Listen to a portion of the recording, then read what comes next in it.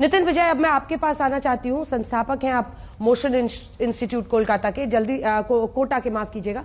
जल्दी से एक छोटा सा रिस्पांस आप पर, कैसे आप इस पूरे मामले को देख रहे हैं? सबसे पहले मैं आपको बता दूं कि हमने सुप्रीम कोर्ट में पीआईएल दर्ज कर दी है, जिसकी डेट शीट आज हमारे पास आ चुकी है। उसकी हियरिंग कल होने के चांसेस हैं। पहली बात मैं आपको बता दूं, सिलसिलेवार मैं आपको रफ्तार में बताता हूं क्या 8 पॉइंट हमें उठाने बहुत आवश्यक है। पहला पॉइंट यह है कि पिछली बार की तरह ही पेपर हुआ था 2023 में।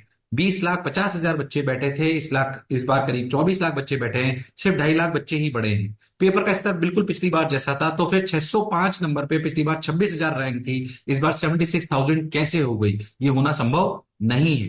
एक ही सेंटर से 8 बच्चे टॉपर आए, कुल मिला के 67 बच्चे टॉपर आए, 720 में से 720। दूसरा मुद्दा। और तीसरा इसकी मुद्दा वजह है, देखिए ये इसमें देखिए, मैं सिर्फ काउंटर आर्ग्यूमेंट्स इसलिए कर रही हूं ताकि इनकी जो दलीलें हैं उसकी सच्चाई क्या है वो हमारे दर्शक समझ जाए। वो बता रहे हैं कि कट ऑफ नीट एग्जाम्स जो है इस बार ओवरऑल परफॉर्मेंसेस बेटर है, नंबर ऑफ स्टूडेंट्स बढ़े हैं, 13 लाख हुए हैं जो कि एवरेज पास है। एक second I am just putting fourth उनका क्या जवाब है, आप इसको काउंटर कीजिए पर सुन तो लीजिए।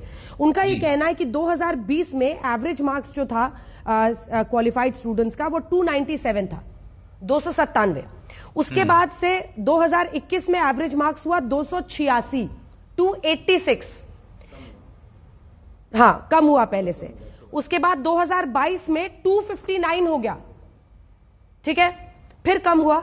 फिर 2023 में वो कह रहे हैं कि ये एवरेज मार्क्स बढ़ा 279, और फिर 2024 में वो कह रहे हैं कि ओवरऑल एवरेज में लगभग 23 और उधर का 50 मार्क्स का इजाफा हो रहा है।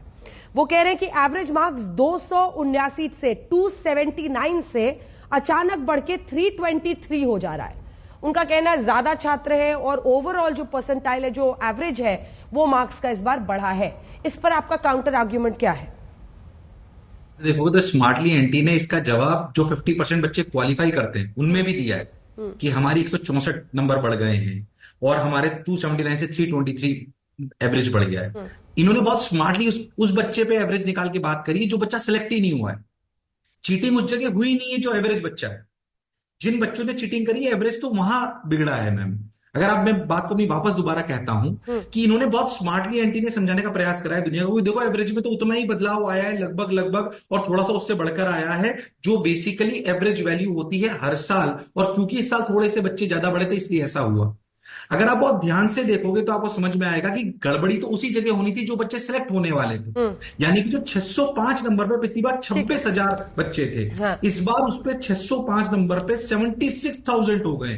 3 गुना तो ये एवरेज वैल्यू नहीं बढ़ी है। क्या 279 से 323 इज एवरेज नंबर? क्या ये 3 गुना का नंबर बढ़ा है? नहीं। ठीक है, वैलिड पॉइंट, ठीक है। अभी इस पर देखिए, हालांकि सुप्रीम कोर्ट ने कैंसिल करने से